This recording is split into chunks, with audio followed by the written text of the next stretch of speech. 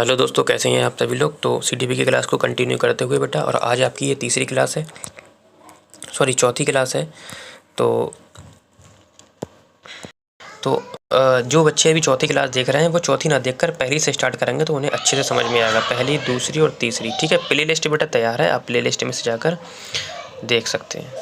ठीक है, play list में से जाकर देख लीजिए। थ्योरी की क्लास चल रही है आपकी, काफ़ी अच्छे से कंटेंट कराया जा रहा है। पीडीएफ की फिक्र ना करें, पीडीएफ आपको जो है टेलीग्राम पर प्रोवाइड करा दी जाएगी। ठीक है, फिलहाल हमारे शैशवावस्था और बाल्यावस्था तक हो गया है, आज हम किशोरावस्था को कंप्लीट करते हैं। तो बेटा आज का ये हमारा लास्ट टॉपिक है और पहला चैप्टर आज हमारा कंप्लीट हो जाएगा बेटा, सारा का सारा, जिसमें आज हम किशोरावस्था को कवर करेंगे। ठीक है, अभी तक हमने शैशवावस्था, बाल्यावस्था कंप्लीट कर दी है और विकास से जो बनने वाले थ्योरी थी वो भी आपको कंप्लीट करवा दी है। ठीक है, तो किशोरावस्था की उम्र बेटा 12 से 18 वर्ष तक होती है।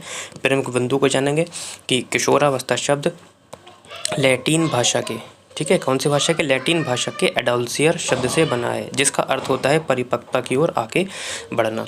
इम्पॉर्टेंट क्वेश्चन ये है कि आपका दोनों के दोनों की हेडो कमेटी किसके लिए बनाई गई है, तो हेडो कमेटी किशोरावस्था के अध्ययन के लिए बेटा बनाई गई है। ठीक है, आप लोग स्क्रीनशॉट भी ले सकते हैं, बाकी अगर पीडीएफ चाहिए होती है तो पीडीएफ आपको टेलीग्राम पर मिल जाती है, आप लोग टेलीग्राम ज्वाइन कर लीजिए। उससे दो फ़ायदे होंगे, क्लास का नोटिफिकेशन भी आपको मिल जाएगा और पीडीएफ भी मिल जाएगी, जो भी इन्फॉर्मेशन करंट वगैरह है वो सब उसमें आपको मिल जाएगा।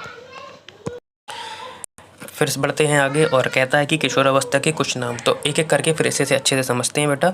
कहता है कि सबसे कठिन काल होता है। ठीक है, तो सबसे कठिन काल होता है, इसमें मतलब मैनेज नहीं कर पाता है कुछ भी। जैसे हम कहें कि जॉब पाने की इच्छा होती है, जॉब नहीं मिल पाती है। ठीक है, बहुत ही मुश्किल, मतलब बहुत संघर्ष करना पड़ता है किशोरावस्था में। ठीक है, तो ये सबसे कठिन काल होता है। जैसे कि आप भी किशोरावस्था में ही होंगे, आपको संघर्ष करना पड़ रहा है, आपके लिए सबसे कठिन काल होगा। जबकि शैशवावस्था बाल्यावस्था की तुलना में बहुत ही कठिन काल होता है। बाल्यावस्था में हम बिल्कुल मौज मस्ती से घूमते हैं, क्रिकेट खेलने जाते हैं या पार्क वगैरह में घूमने जाते हैं, तो सबसे कठिन काल यही होता है आपका। समस्या इसमें बहुत होती हैं, जैसे कि मैंने अभी बताया जॉब पाने की।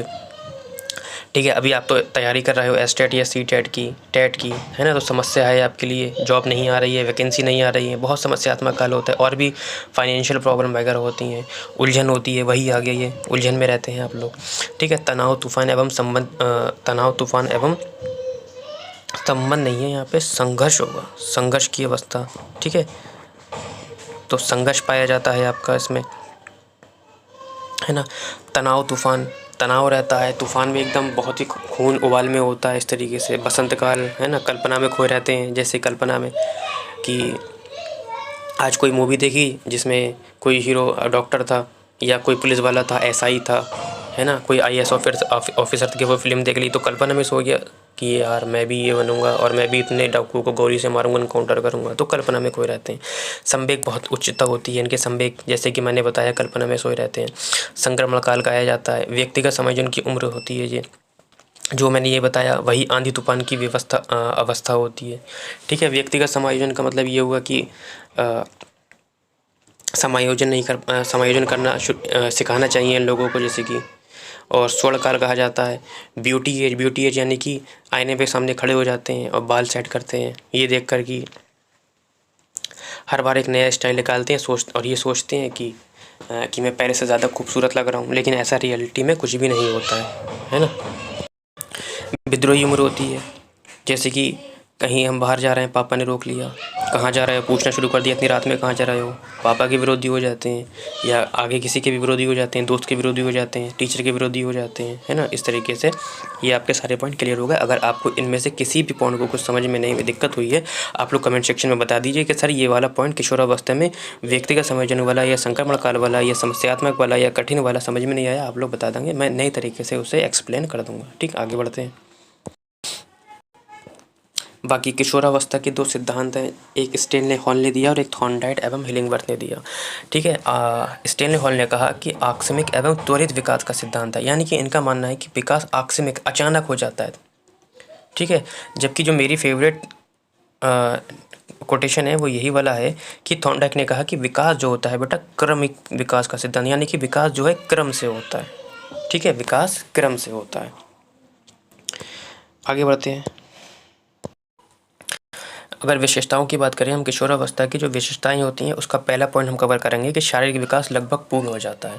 तो अब तक हम जो विकास पढ़ते हुए आ रहे थे शैशवावस्था बाल्यावस्था, तो इसमें क्या होता है कि किशोरावस्था में विकास जो है लगभग पूर्ण हो जाता है, यानी कि 18 साल तक बालक और 16 साल तक लड़कियां या बालिका अपना पूर्ण विकास कर लेती हैं।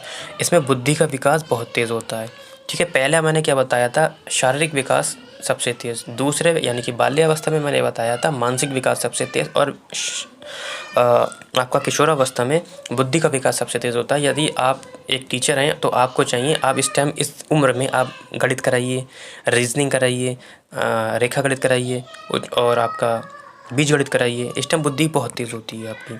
ठीक है, और आपका ये है वीर पूजा। अब वीर पूजा का मतलब ये मत समझना कि किशोरावस्था में लोग पूजा करने लगते हैं, ना ना ना ना बेटा, ऐसा बिल्कुल भी समझना। इसका मीनिंग बता देता हूँ। वीर पूजा का मतलब होता है कि आपने देखा होगा कि जब हम इस क्लास में थे तो हम ये सोचते थे कि मैथ में क्लास में अच्छा कौन है, तो हम उसी को ही अपना दोस्त बना लेते थे। हमें पता था हमें कोई परेशानी होगी तो हमें क्या होगा कि मैथ में ही हमें बचा लेगा, या हम ऐसे समूह का निर्माण करते थे जो लड़के हो, ठीक है, जिससे कि हमारी कहीं लड़ाई हो जाए, हमें कोई मारे तो वो लोग आकर खड़े हो जाएं। तो ये वीर पूजा समझने लगते हैं इस चीज़ को। निराशा की भावना होती है, बिल्कुल जैसे कि आपने देखा एग्ज़ाम देते हैं फेल हो जाते हैं तो निराशा की भावना पाई जाती है। उसके बाद अपराध, ये इम्पोर्टेंट है, अपराध प्रवृत्ति की आशंका आ जाती है। जैसे कि मैंने बताया इसमें ग्रुप बनना शुरू हो जाते हैं, अपराधी की प्रवृत्ति आ जाती है। हल्के हल्के ग्रुप में रहते हैं, दोस्त ने हाथ उठा दिया किसी के ऊपर, किसी ने हाथ उठा दिया दोस्तों के ऊपर, खड़े हो जाते हैं जाके। अब तो हल्के हल्के ये क्या होती है ना, बुनियाद होती है, हल्के हल्के अपराध की ओर आगे बढ़ने लगते हैं। कैंपस वगैरह में जो बड़े बड़े स्कूल वगैरह होते हैं उसमें क्या होता है, अपराध की प्रवृत्ति बढ़ावा मिलती है।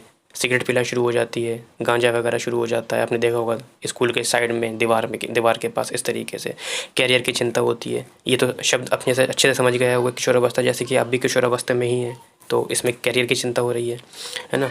कल्पना में खोए रहते हैं, जैसे कि मैंने बताया कि अब मैं इंस्पेक्टर बनूंगा या मैं डॉक्टर बनूंगा, तो ये उम्र ऐसी होती है ना कि इसके बाद हम कुछ भी बन सकते हैं, IITN है ना, इंजीनियर डॉक्टर वगैरह बन सकते हैं। तो कल्पना में खोए रहते हैं, मैं ये बना, आज मैंने इतने डाकू को क्या करा, गिरफ्तार करा, काउंटर करा। दीवा सुपन की प्रवृत्ति पाई जाती है इनमें। ठीक है, समूह भावना उग्र होता है। समूह भावना देखो, समूह भावना की शुरुआत जो है आपकी बाल्यावस्था में हुई थी, लेकिन जो शब्द उग्र है, उग्र देखा ना आपने, क्या हुआ कि दोस्तों का सर्किल होता है, एक दोस्त को किसी ने मारा, दोस्त रोता हुआ आया, ठीक है यार, और दोस्त रोता हुआ आया, फूटा हुआ था, और दोस्तों ने देखा तो अगले चौराहे पे जाके खड़े हो गए। किसी ने हॉकी स्टिक ले ली, किसी ने कुछ ले लिया, किसी ने कुछ ले लिया, है ना। इस तरीके से समूह भावना क्या होता है, उग्र होता है। अभी तक जो बाल्यावस्था में था वो समलिंगी प्रेम था, लेकिन विशेष जो आपका किशोरावस्था है इसमें क्या होता है, विशेष जो क्या होता है, विषम लिंगी, ये विषम होगा, विषम लिंगी प्रेम शुरू हो जाता है। विषम लिंगी आप अच्छे से समझ सकते हैं, बड़े लोग हैं आप काफ़ी बड़े हैं, समझ सकते हैं। विषम लिंगी यानी कि अब लड़का लड़की आपस में करीब आने लगते हैं। करीब से मुराद गलत मत समझना, यानी कि अब लड़का लड़की में फ्रेंडशिप होना शुरू हो जाती है। ठीक है, अब मादक पदार्थ शुरू हो जाते हैं, जैसे कि मैंने बताया आप लोगों को अपराध की प्रवृत्ति में कि सिगरेट वगैरह, है ना, बियर वगैरह, ये सब शुरू हो जाती है। आपने देखा ही होगा बड़े बड़े कॉलेज इंस्टीट्यूट वगैरह में ये सब हो जाती है। प्रतियोगिता की भावना होती है, जैसा कि आप भी इस एग्ज़ाम में प्रतियोगिता में लगे हुए हैं कि प्रतियोगिता की होड़ है, कोई हमसे आगे ना निकल जाए, तो ये सब भावनाएं क्या होती पाई जाती हैं। कुछ इसकी और भी हैं, देखते हैं आगे।